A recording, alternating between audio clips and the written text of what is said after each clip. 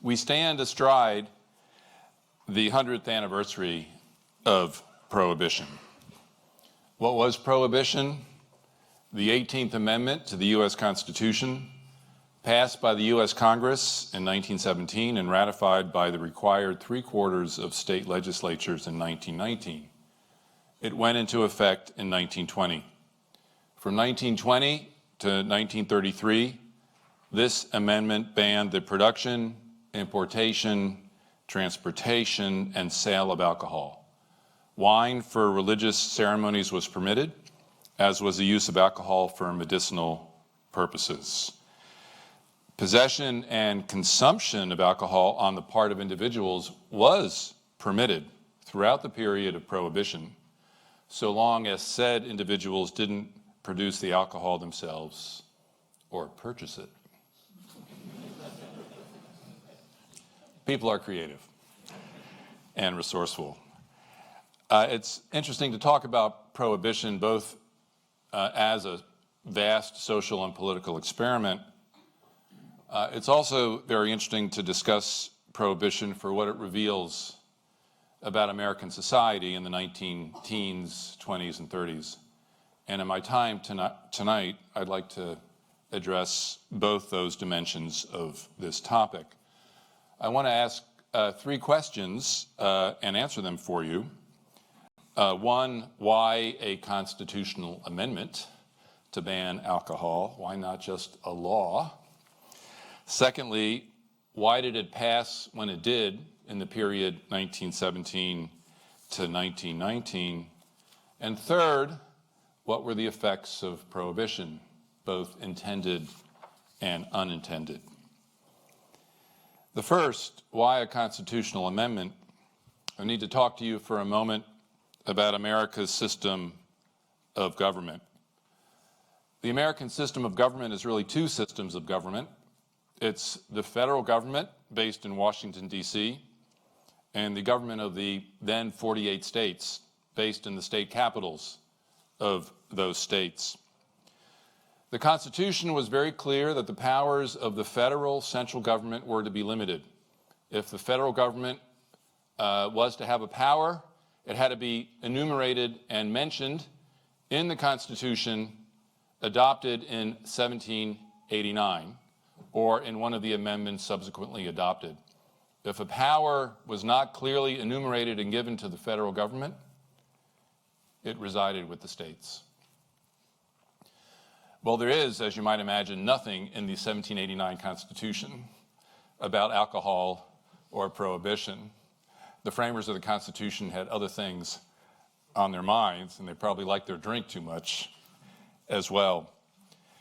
So the federal government had no power to pass a law restricting the sale of alcohol. This was considered to be an element of morality. Morality was not touched by the original U.S. Constitution, and thus it was reserved for the states. Various states and sometimes counties and municipalities have been passing prohibition legislation for years. If you wanted to involve the federal government in regulating drink, you had to amend the Constitution. Why did this pass in the years 1917 to 1919? Drink in America, I can assure you, was not then a new problem. One historian has referred to the United States of the 19th century as the alcoholic republic. Huge amounts of beer and whiskey in the north and bourbon in the south were being consumed all the time. There were always temperance advocates. Protestant churches were often teetotaling strongholds. But these temperance forces had never been sufficient to achieve a national ban on alcohol. Amendments are extraordinarily hard things to do in America.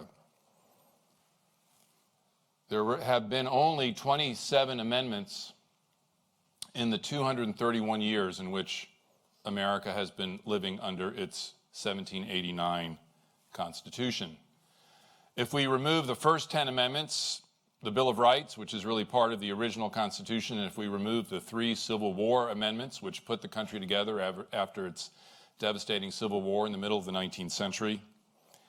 That takes a 27 down 13, 14 amendments across 231 years. Having the oldest written constitution in the world is not always a blessing because it's a document that's very hard to change. If you want to change the Constitution, you first have to get 2/3 of the House of Representatives to vote a law to change it. Then you got to get 2/3 of the Senate. And then you got to get 3/4 of the state legislatures in the country to approve what Congress has approved. I only need to ask you this question. Would Brexit have passed if that standard had been applied to that question? I think we all know the answer to that question. The Constitution was meant to be a document that was incredibly hard to change, and it could not be done very often, and American history is littered with proposed amendments that were never approved. So why, in this moment, 1917 to 1919, does Prohibition pass? I want to talk to you about 3 reasons. 1, a new kind of gender politics. Secondly, the matter of the Great War. And thirdly, the extraordinary diversity in American society. The new gender politics. This was the time of a swelling women's movement committed to universal suffrage. There was not then the vote for women in America. It was achieved by its own constitutional amendment in 1919 and went into effect in 1920. This women's movement is committed not just to equality, but to moralizing American politics. The conviction among many women is that men had made a mess of a lot of things, including politics. And part of their activity and their insistence on the vote was their determination to clean it up. The conviction was widespread among politically active women on the brink of one of their greatest victories, women's suffrage. That drink was not simply damaging to politics in general, it was damaging to marriage, and it was damaging to families. Men stood accused of consuming their paychecks in all-male saloons and then coming home penniless and drunk and then behaving abusively. This was part of the women's campaign for equality and the women's campaign to make their voices heard in American politics. The second reason, swelling anti-German sentiment in American society as America enters World War I on the side of the English and French in 1917. The Germans in America, both those who immigrated from Germany and those who were German Americans born on American soil, 2nd and 3rd generation, were at the time the largest immigrant group in American society. Until World War I, they were among the highest regarded immigrant group. In order to mobilize the United States for war in a situation where many Americans did not want to go to war, the good German immigrant had to be turned into the dreaded Hun, militaristic, beastly, barbaric.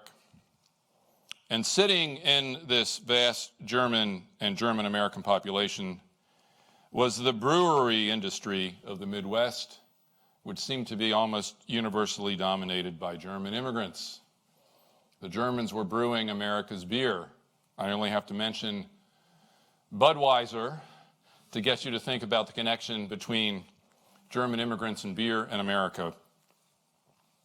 And the accusation begins to be made that German brewers in the Midwest were plying the American doughboy, a term for the World War I soldier, with beer, and they were sapping his willingness to fight the Hun in the Great War.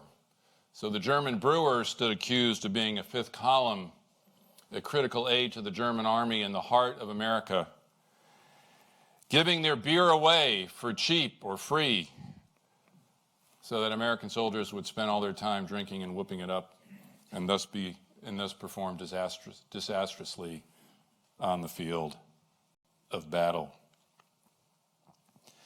The fear of German disloyalty spreads to other immigrant groups. The immigrant presence in American society at this time was huge. Between 1820 and 1920, approximately 35 million immigrants came to American society. And this society totaled only 75 million people in 1900. So think about 35 million people across a century entering a society that numbered only 75 million in 1900. The cities of the Northeast and the Midwest were immigrants concentrated. This was the industrial heartland of America. This was the industrial dynamo. In these cities, New York, Boston, Philadelphia, Detroit, Chicago, Cleveland, Pittsburgh, immigrants and their children constituted anywhere from 40 to 70% of the population. The immigrant presence was dense. It was much denser than the immigrant presence in America today or in the UK. Most of the immigrants came from Europe, but this was not an assurance to those who had been in America for a long time. Because long resident Americans whose families had been there for a long time, were predominantly Protestant. Most of the immigrants of the early 20th century were Catholic, Christian Orthodox, or Jewish. They were not Protestant. Most of them were urban, laboring in America's expanding industrial economy. The Catholic and Orthodox Christian churches were not generally interested in persuading their parishioners to abandon alcohol. They deemed other problems, poverty, ethnic discrimination, religious discrimination, to be more pressing, and they resented Protestant efforts to impose Protestant morals on them. 10 years prior to 1917 and 1918, Protestants in America had possessed confidence that they could manage the assimilation of Catholic, Christian Orthodox, and Jewish immigrants into American society on their terms, meaning Protestant terms. By 1918, 1919, and 1920, that confidence was gone. World War I had intensified division and discord in American society. Urban America seemed too large, too powerful, and too volatile to manage through persuasion. Immigrants, it was now felt, had to be coerced into becoming proper Americans. Drastic steps like constitutional amendments and later draconian measures to restrict immigration were now required. Prohibition speaks to this loss of faith in persuasion and the turn to coercion. We can begin to see then the broad array of forces propelling prohibition. Women asserting their voice in politics, the equation of beer with the dreaded Hun, and the fear on the part of Protestants everywhere that the America that they so loved, Protestant, agrarian, Republican with a small r, meaning a place where the people were sovereign. The feeling was that this America was being overwhelmed by foreigners who might not be faithful to America's fragile experiment in democracy. What were the effects of prohibition? Well, the first question would be, did alcohol consumption decline?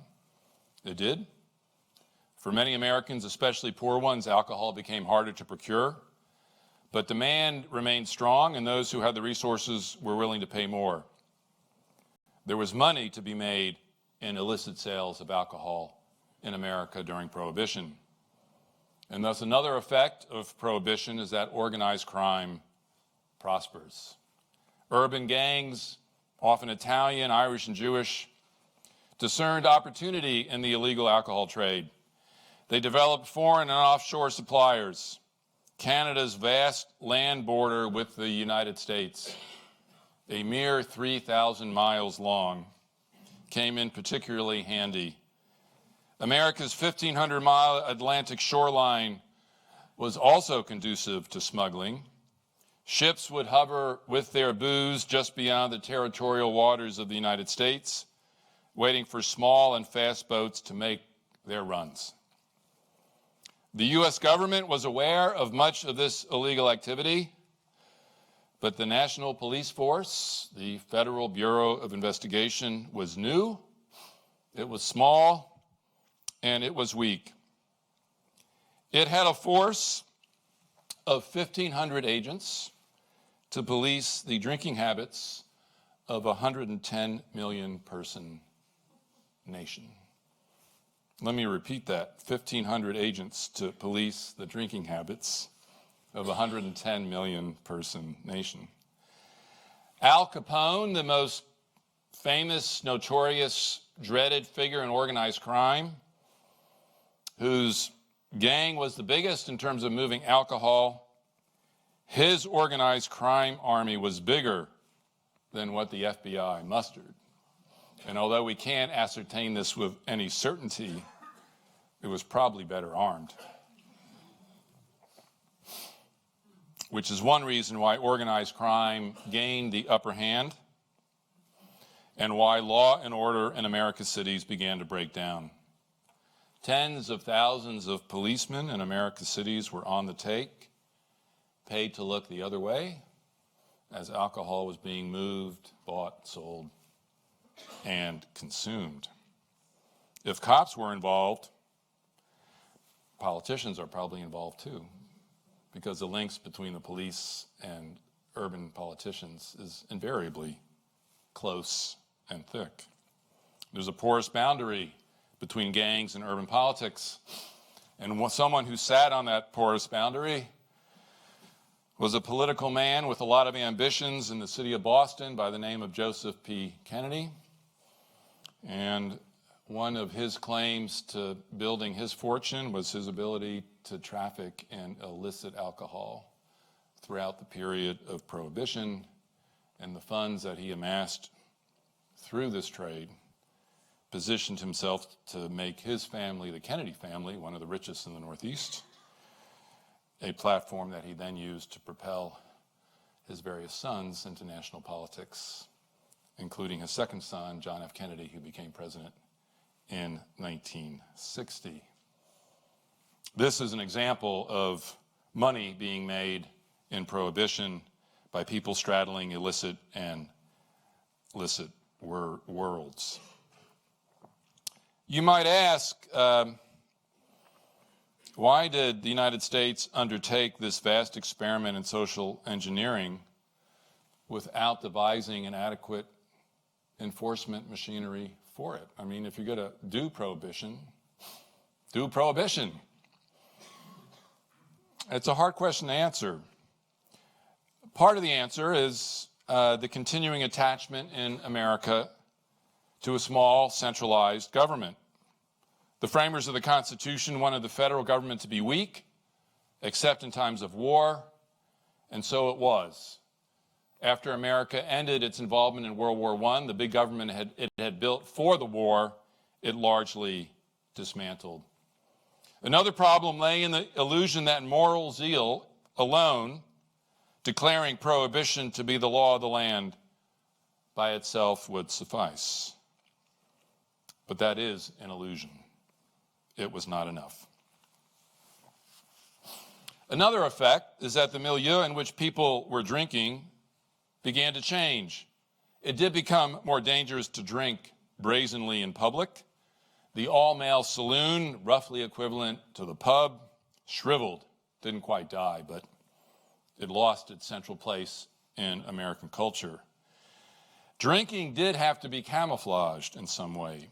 Clandestine speakeasies sprouted, watering holes hidden in nightclubs, dance halls, and just behind storefronts. Deprived of their traditional ability to drink and carouse exclusively with each other, men turned to substitute forms of sociability now involving women. Nights out became heterosocial to a degree to which they had not been before. Dating, dancing, canoodling. You might think this is a benefit of prohibition. Get the men out of those saloons and mix it up with the women. Drink continued to be an important component of these nights out, but not the sole reason for assembling. Drinking also moved into the home in a big way. The 1920s are known as the decade of companionate marriage, a term historians talk about new relations between men and women who were married. Marriage was not simply about love or reproduction. It was about having your spouse be your best companion. You would read books together. You would go to lectures together. You would do all sorts of things that you wouldn't have done together 20 or 30 years earlier. This was a new way of being married. So men and women also became companions in drink, the way they had not been before. And this is the moment when the cocktail appears in the home. Honey, can I fix you a drink before dinner? This did not really exist before the 1920s, when much of the drinking was done much more in public. And so there's a privatization of drinking and drinking together, men and women achieving a kind of equal opportunity for consumption and tipsiness, and letting the chicken burn in the oven becomes another product of Prohibition, unintended, yet very interesting and enduring. So that my parents and my wife's parents, no longer living, were heirs to this cocktail tradition, having no idea themselves that this was invented really around the time that they had been born. I also want to say something about the advent of NASCAR stock car racing. I don't know if any of you are stock car fans, probably not a lot, but it's a big sport in the U.S., especially in the American South. It began at this time because the Appalachian Mountains, which run north and south, or from the northeast to the southwest in the eastern part of the country, heavily settled by people in the U.S. who are called Scotch-Irish. They were Scottish Protestants, often spending time in Ireland before coming to America. The Appalachians were a very isolated part of the country, so they they maintained their traditions for a very long time and accepted no law other than that which they promulgated themselves. So Prohibition was not something that they were going to honor, particularly. They had been drinking their whiskey for a long time, and damn it, they were going to continue doing it. They did have to outwit the local sheriff, and because they were making a lot of whiskey, sometimes called bootleg whiskey and sometimes called moonshine. You had to be careful. You had to know which of the moonshine to drink and which to give to your enemy because it would rot your insides. They began to build cars that could outrun the local sheriffs. And this was the origins of the stock car referring to stock cars that automobile manufacturers are making. These are not racing cars. So on the outside, they look like ordinary cars that you would go to a showroom to buy. But inside, they began to have these incredibly souped up engines, super-powered machines that could outrace the sheriff. And this comes to characterize Appalachian life in the 1920s or 30s. So Prohibition changes American leisure activities. The cocktail and the Daytona 500, we might say, both originate as unintended consequences of the Prohibition experiment. More seriously, Prohibition also intensifies America's culture war. On one side stood the Wets, they were called that at the time, understood as urban, immigrant, non-Protestant, cosmopolitan, and fierce in their determination to uphold personal liberty, meaning the opportunity to live one's life as one saw fit, as a sacred American right. On the other side stood the Dries, understood as rural or small town, native-born, Protestant, agrarian, and prizing public morals, more than personal liberty. The battle between these two sides expressed itself in various ways: North versus South, Catholic versus Protestant, urban versus rural, secular versus evangelical, prizing cultural diversity versus prizing cultural homogeneity, open borders in terms of admitting immigrants versus closed borders, jazz versus country music, both inventions of the 1920s, and wet versus dry.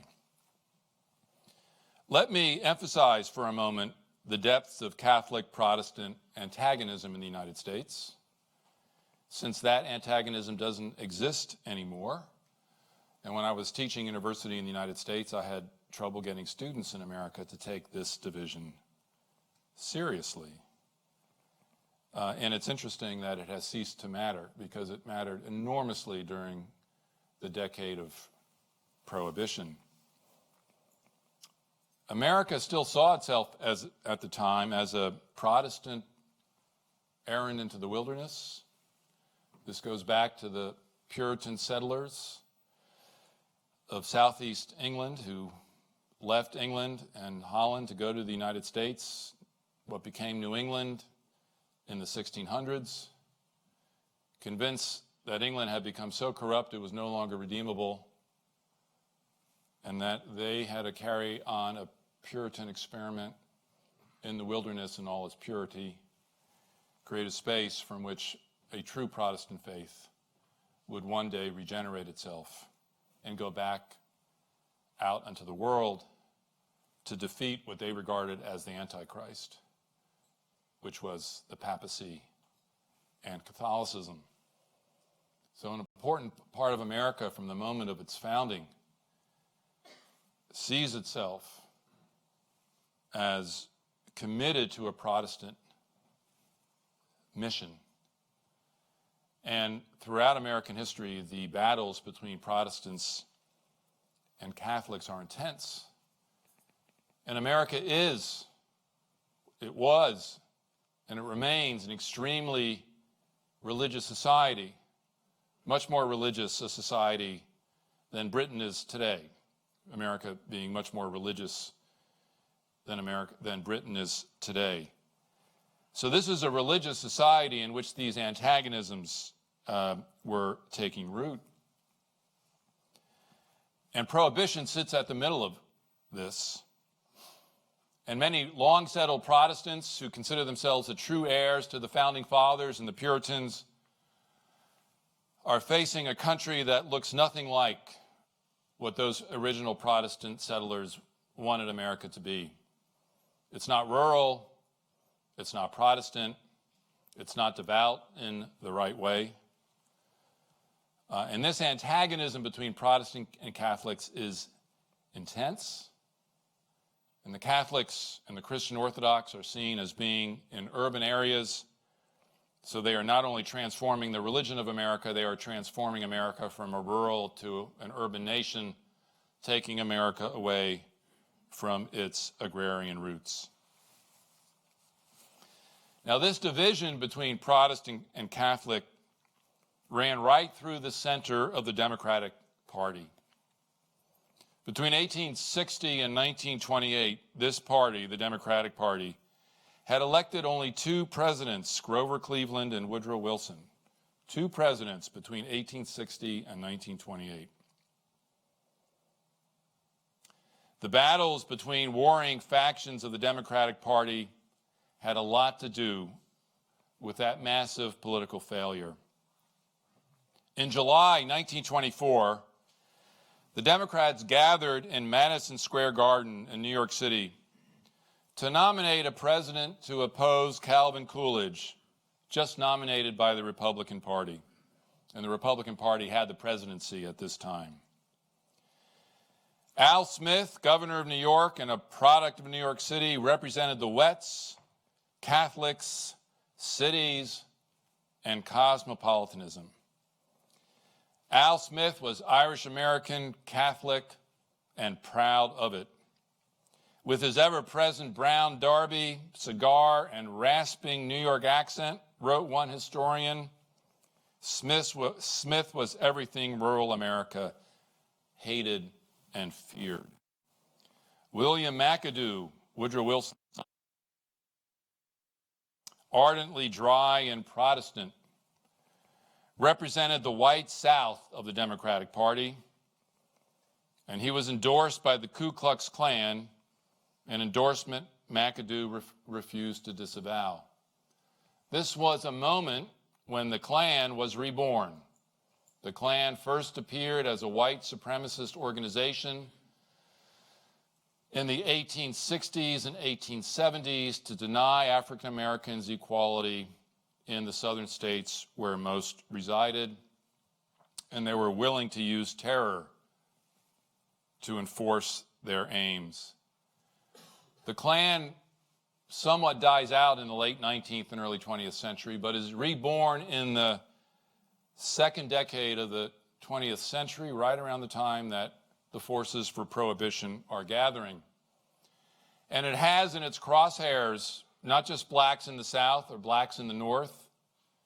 It has in its crosshairs Catholic, Christian Orthodox, and Jewish immigrants who they see as betraying America's true Protestant character.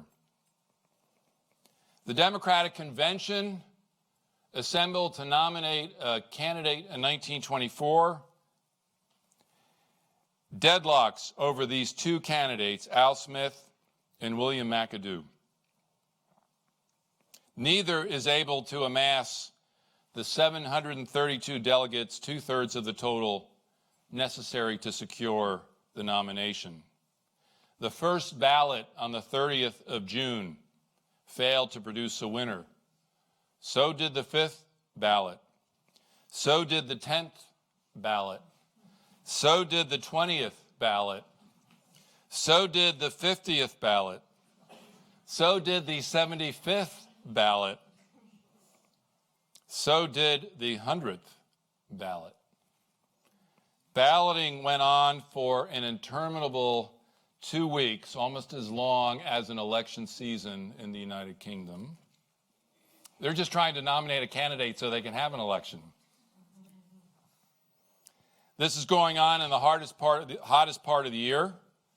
New York City's heat wave by day by day, making Madison Square Garden not adequately cleansed of the animal droppings after the circus had departed in late June, an unbearably fetid place. By July 4th, 20,000 Klansmen had assembled across the Hudson River and nearby New Jersey, donning white robes to march in torchlight parades and beating to a pulp an effigy of Al Smith cradling a bottle of whiskey. Finally, on the 9th of July, 1924, and on the 103rd ballot, the two camps gave up, both sides agreeing to withdraw their candidates in favor of a compromise candidate who nobody liked.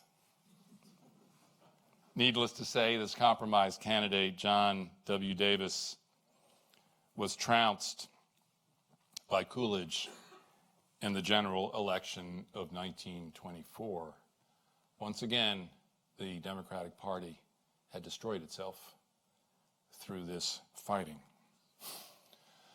Watching all this was a man by the name of Franklin Delano Roosevelt, who had chosen the 1924 convention as his moment to re-enter Democratic Party politics after his polio had left him bedridden for years and paralyzed him from the waist down for life. Roosevelt was a cousin of Theodore Roosevelt. Franklin Roosevelt was. He's a tall, athletic, ambitious man, wanted to follow in Theodore Roosevelt's footsteps and was doing so.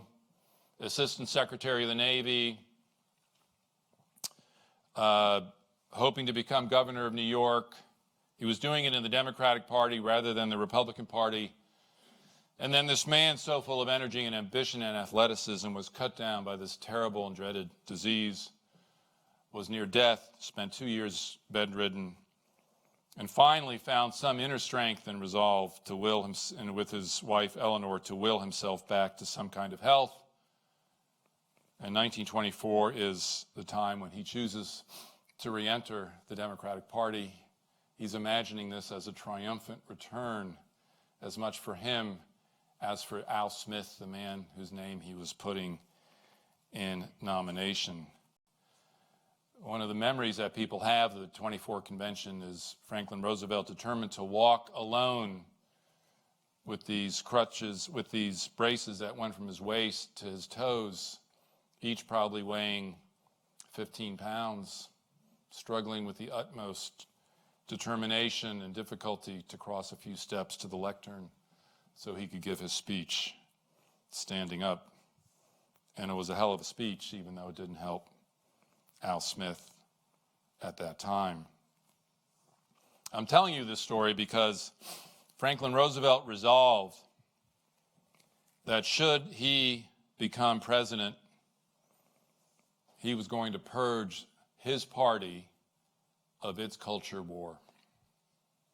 Thus, among his first acts upon being elected president in November 1932 was to pressure Congress into passing a bill repealing Prohibition. This could only happen in the form of a second constitutional amendment to nullify the Prohibition Amendment itself. The only way to get rid of one amendment, now part of the Constitution, is to pass a second amendment nullifying the first. Congress complied, passing the repeal law in February 1933. Even before Roosevelt had assumed office, presidents then assumed office in March, not as currently the case in January. The states ratified this amendment in record time, and Prohibition was officially repealed in December 1933. The noble experiment of Prohibition came to a sudden end.